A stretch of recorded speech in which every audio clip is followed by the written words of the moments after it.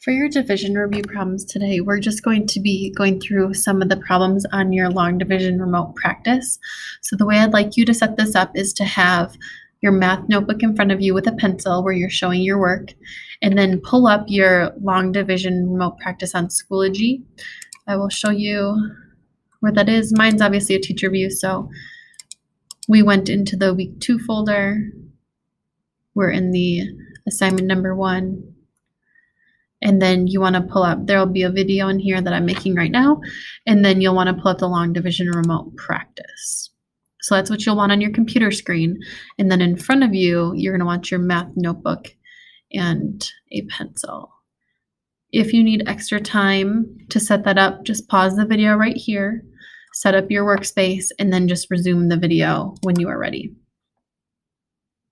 All right, so if you are watching now, you should have your workspace all set up and ready to go to work through some problems with me. Now, we're not going to go 1 through 10 or however many questions there are. For example, I'm going to skip these true-false ones at the beginning. So right now we're on question 2, 3, 4, and we're going to pop ahead to question 5. Okay, so let's do question 5 together. Again, if you need more time for this, just make sure that you're pausing the video and you can resume whenever you're ready. So we have 3,213 being divided by 7. So in our math notebook, we're on problem number 5. And we have 3,213 being divided by 7. All right, so we say, how many times can 7 go into 3?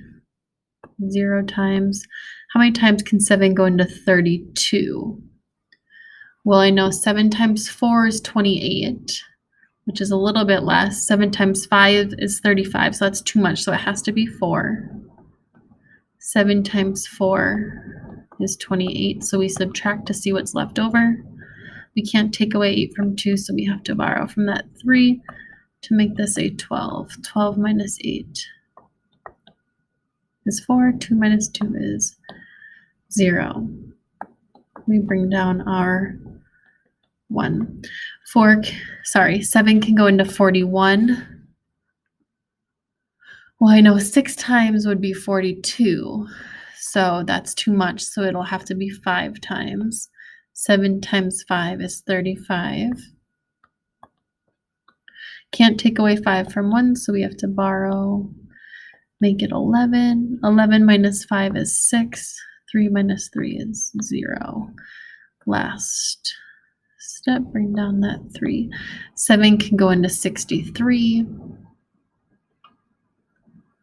9 times 7 is 63. We subtract, we have nothing left. We have no more numbers to bring down, so we are done. Our answer is 459. You can type that into your box now if you would like.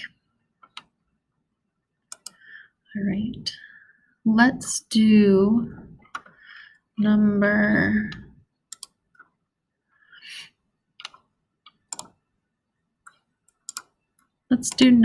7 together. So we're on 7. Make sure you get it. It should be 6,588 divided by 61. On your paper, you're just going to want to write number 7. Your work might be out of order, but as long as you're numbering them correctly, that should be fine. And easy to show your work if you have a question on something. For me, it'll be easy to read your work as long as you have them numbered. 6,588, start setting that up on your own. Think about what number goes in the box, in the division sign, what number goes outside.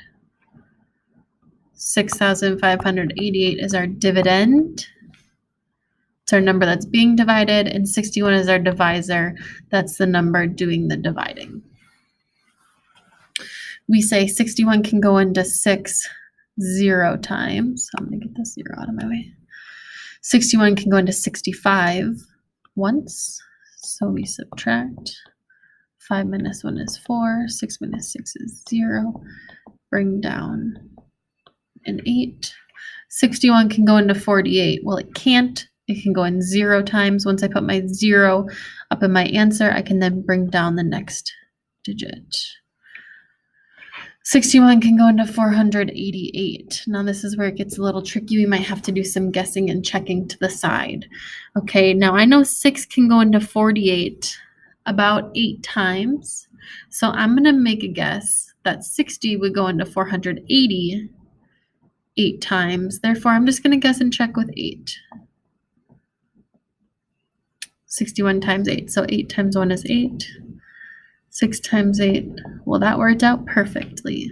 Okay, if I got a number that was too high, I might want to lower the number I'm multiplying by. If I got a number that was too low, I'd want to pick a number that's higher than the number that I multiplied by.